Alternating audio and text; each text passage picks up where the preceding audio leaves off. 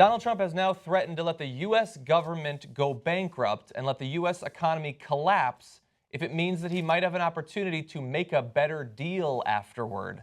He said, "I am the king of debt. I love debt. I love playing with it."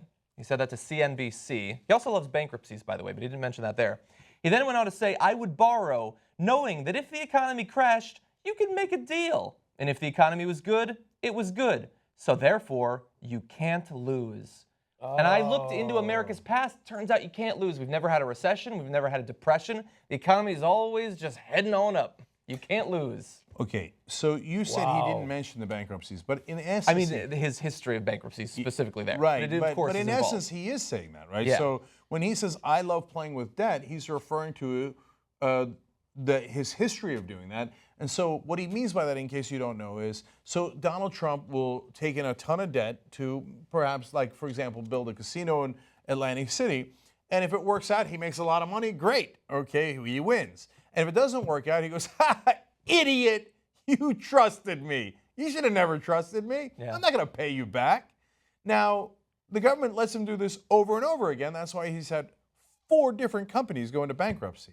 He's actually a terrible business person. Yes. Yeah. So that's what he means with, "I love playing with debt." I mean, if they let you get away with it, you might love it too. Yeah. Right? You keep all the upside, but if you ever have any downside, you just leave it on other people. By the way, if you lend Donald Trump money, you are an imbecile. Imbecile. Yeah. He's telling you right now, "I plan on, if things go badly at all, stealing your money. Yeah. Just take it, put it in my pocket, and go, I'm bankrupt. Sorry, you can't get it."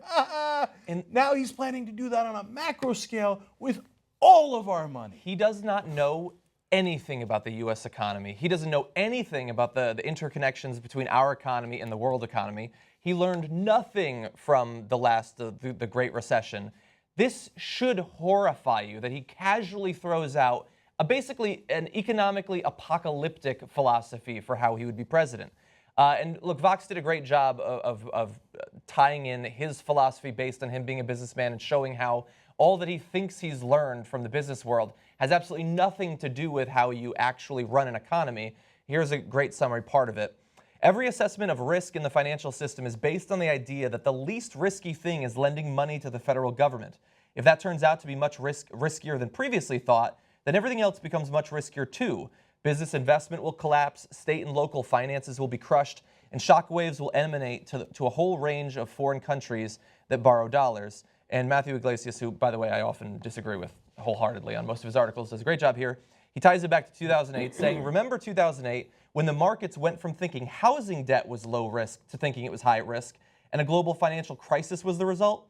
This would be like that, but much worse. U.S. government debt is the very foundation of low-risk investments." So what he's basically saying is that he can't wait to fiscal cliff it.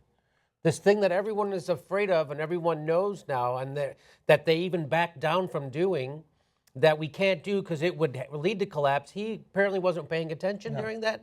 When that this happened. is Ted Cruz shit. This is worse than that. This is worse than that, yeah. Yeah. And this is, look, one of the things we've been, I think, most worried about over the past few years, since basically the response to the Great Recession and what Obama did and didn't do to try to fix the system, was that they didn't do enough to stop us from going over the cliff again. That they made only these incremental changes and it's not enough to potentially stop us.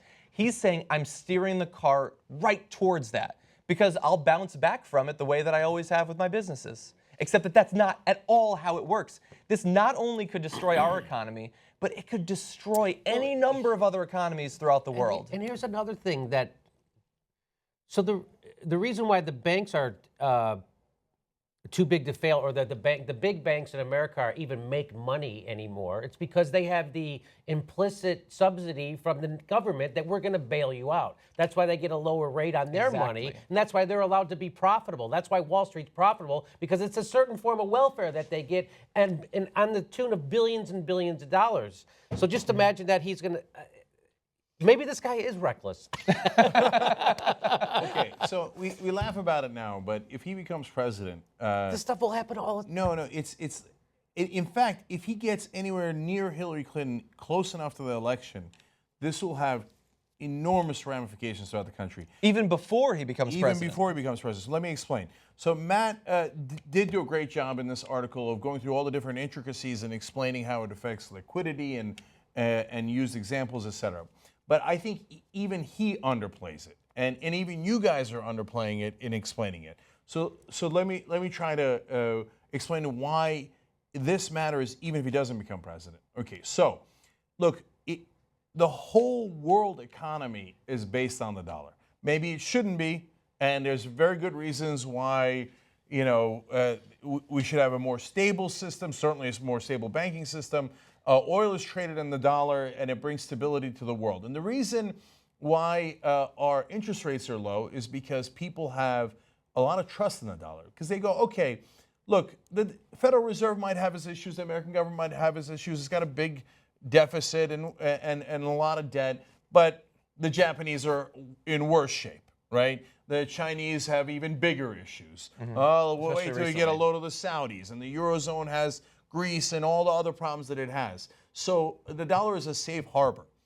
If this madman says the dollar is no longer a safe harbor and I might at some point declare bankruptcy for the United States of America, that will send a panic through the markets like you've never seen before. Because that means nothing is safe.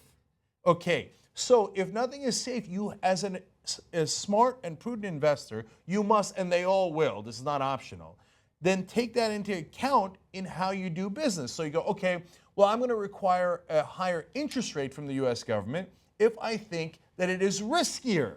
And if the president or the guy who might become president is telling me that he might default on the dollar, okay, then I've got to charge you a higher interest rate. I'm only charging you a small, very small interest rate because I thought it was rock solid. Now you just told me it isn't rock solid. Now, when they charge a higher interest rate, deficit goes up. By the way, as Matt explains, your mortgages go up because everybody's interest goes up. But then the state and local government's interest goes up. It makes it harder to pay everything. You might have also created inflation, but you've started a cycle you cannot undo.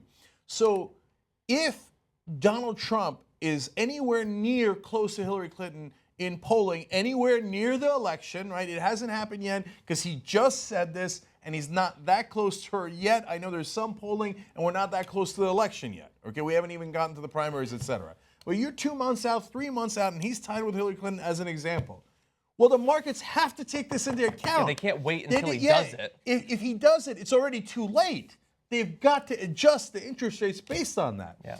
And then once that happens to the dollar, it then happens to all the currencies because it all comes back to the dollar. There, I'm oversimplifying, okay? But it is absolutely true that it will create not a little, a massive ripple effect throughout the world.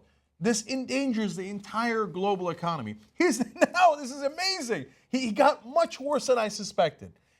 And by the way, this will lead to a lot of people changing their minds, and a lot of people on Wall Street, a lot of the business leaders, they will panic and go over to Hillary Clinton, okay? I'm telling you that right now because no business leader reads this and goes, oh, it'll be fine. They read this and go, oh, no, I didn't. What? You can't do that? Are you insane? And the other part of this is, how could he not know that? How could he be running for president? And he's got the Republican nomination now. Zero intellectual curiosity combined with believing that he already knows everything he needs to know. He doesn't know the most fundamental things about the world economy. He is a buffoon. All he got was $40 million from his daddy. He bankrupted all his companies, Trump.